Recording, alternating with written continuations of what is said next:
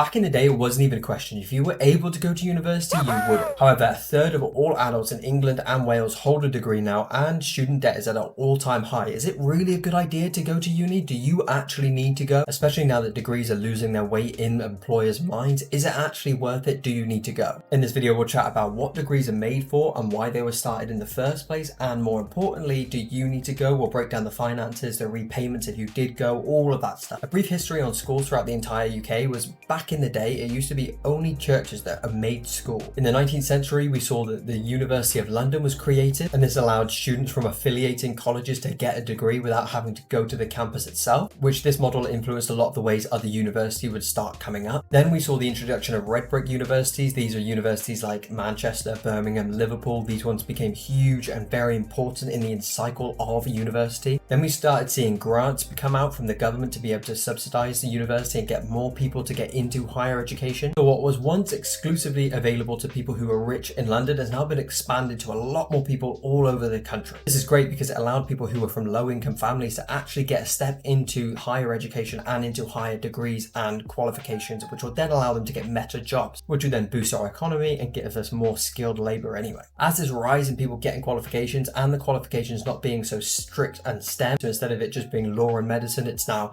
loads of different things that you can study, whether that be arts, music, English, psychology. There's loads of different things that weren't initially given to anyone. The key question is though, should you go to university in today's day and age? I'm going to be looking at a purely financial situation, so there's a lot of things that are going to go unsaid that are kind of obvious. If you want to be a doctor or a lawyer, those professions need a degree, so you're going to have no real choice there. Also, if you want the uni life and that's what you're like looking for, you want to be able to party and like delay working for a bit, then obviously there's no real like choice. That's kind of what you want. You can only get that at uni. Also, a quick point I want to make before I jump into this is if you can get uni for free, whether that be grants if you live in a Polar 1 like postcode, or if your parents are paying for it or helping you pay for it, then it may be more incentivized for you to go, but I'm going to break down the finances later on so you can see why it would make more sense to go. But for this video, I'm going to assume that like the vast majority of people, you will not be getting a university paid for outright, so you'll be having to take a maintenance loan and a tuition loan, or at least a tuition loan. So let's say two people in the same school year, one of them goes to university and one of them does not. And just in case you want to do any like calculations yourself and anything, if you're going to university after 2012, you'll be paying on the repayment plan 2. So year number 1, the uni student is £9,250, which is the tuition fee, the loan they've taken out in the whole, plus they'll have the maintenance loan. If they have a maintenance loan, maybe parents are taking care of that, or you've got a part-time job taking care of that, but I'm going to assume minimum you definitely have the tuition loan. So for the worker, we'll assume that they got a job paying 20k a year. Now obviously they're just starting out, so the salary will be a bit less, so 20k a year, and that's before tax. It means that they'll be bringing in about almost £1,500 a month, and assuming they're living with parents, they can save 50% of that check. There's no way they can't save 50%. This kind of repeats for year 2 and year 3. I'm going to assume no salary increase just to keep the numbers a little bit more fair, but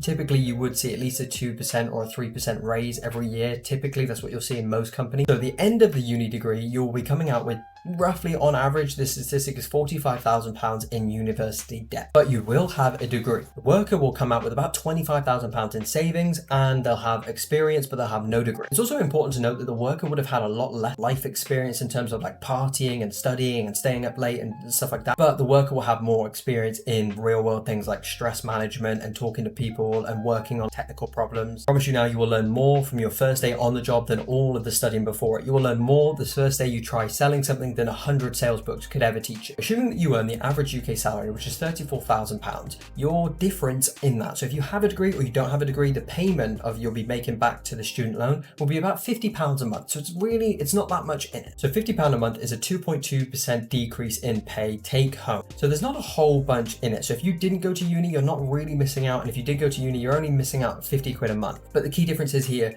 the uni student would just be starting in the workplace, whereas you would be on your 4th year of experience in either that industry or in another industry that you've transferred over. See, if the person in the uni degree took a degree in English or something general like that, like psychology or something like that, something that they couldn't go into a specific field, like there's no field of English and it's not a STEM subject in any way, you're probably better off not getting the degree and instead getting some work experience in the industry or in an industry you may think you like, and then you can transfer because you have those 3 years to try and test that out, and you'll be earning and learning. Because at the end of those 3 years, even if you've like kind of figured out what you want to do, or even if you don't know what you want to do, you will would have had a big pot of savings, whereas the uni student will come out with nothing. However, this is a very different conversation if you studied a STEM subject in university. As you can see here, STEM subjects vastly outperform any other degree in the arts that you can get. This is an important point I want to mention. As you get higher up in your salary, you know that £50 tax that we were saying? So like £50 difference between if you earn £34,000 a year and you're getting a uni degree, or you have a uni degree, you'll be paying £50 in student loan repayment, whereas the worker wouldn't be. So take those two people, they're now 10 years on. They've earned 50k a year now, both of them.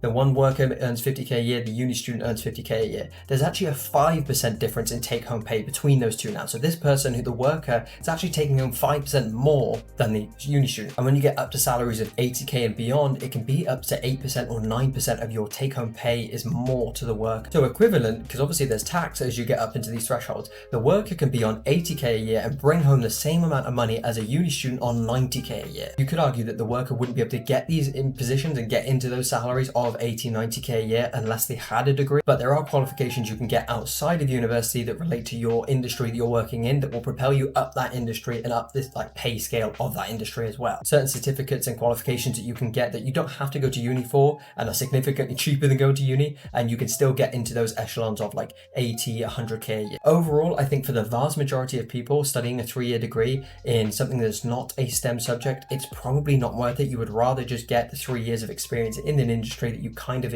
think you'd like, or just testing it out, and you'd be getting a savings pot built up, and that's a big amount of savings. 25 grand is a huge start to life. Pretty much the down payment, a 10% deposit on the average UK house, or it's a really strong start to retirement. In fact, it's almost finished your own retirement pot, because if you put that £25,000 in an ISA and you let it sit at 8% and you just waited until you were 65, you would have enough money to retire just on that alone. And if you contributed as you were working, you know, like a couple £100 a month, you could actually retire 10, maybe even 15 years earlier than the uni student. That's why these early years are so powerful. If you can take that money and put it to work for you, or to put it aside for retirement later on or something, it'll return so much more than that £25,000 could do for you right now. If you have no idea what you want to do or what industry you want to go into, and it's not a STEM subject, or you're not like capable of studying a STEM subject, maybe you didn't get the grades or anything like that, then I wouldn't recommend you go to uni straight off the bat. Think about it, maybe try a year in something, and then you can always switch to a uni degree if you want to. Again, take this all with a pinch of salt. Obviously, it's going to be different for each different person individually. Maybe some people get more money towards the uni degree and it makes more sense for them to go, or they really want the uni life, in which case go for that. I'm not telling you what to do, I'm just saying financially, it probably works out better to not go to uni and have those 3 years of savings up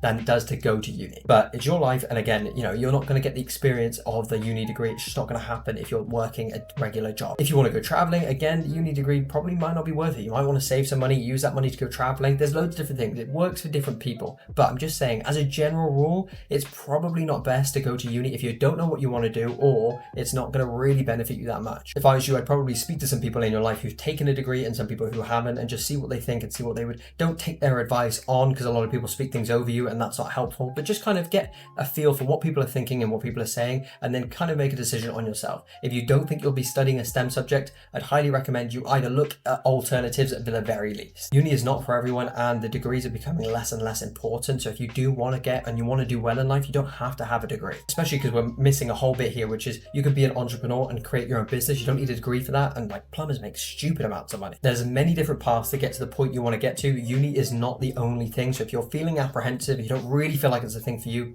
maybe you don't need to go. If you are making some money and you want to see how you can make that money work for you in 2024, watch this video I posted on why 2024 is going to be a very interesting year for your money.